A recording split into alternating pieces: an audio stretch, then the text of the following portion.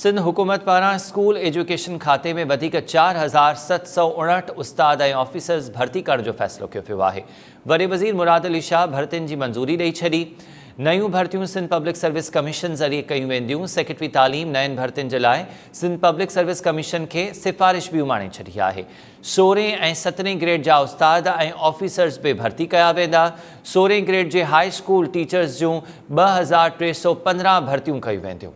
17 grade जे subject specialist जूं 1564 भर्तियूं कयूं वेंदियूं। 17 ग्रेड जा 300 हेडमास्टर ऐं 17 ग्रेड जा 580 एजुकेशन ऑफिसर ऐं असिस्टेंट बि भर्ती कया वेंदा।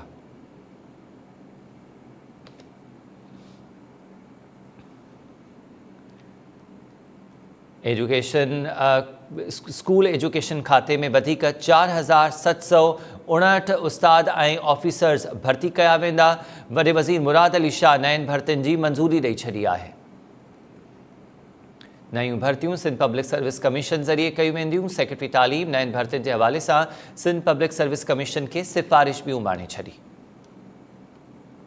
शाहिद बीनानी खां वधीक तफ़सील मालूम कयूं था। शाहिद आगाह तालीम खाते जी अख़्तियारियुनि सिंध पब्लिक सर्विस कमीशन जे आला अख़्तियारियुनि ॾांहुं अहिड़ी सिफ़ारिश बि उमाणी वई आहे। इन खां अॻु सिंध जे वॾे वज़ीर ने भर्तियुनि बाबति मंज़ूरी ॾिनी हुई। जी शाहिद, महिरबानी तफ़सील ॾियण जे लाइ।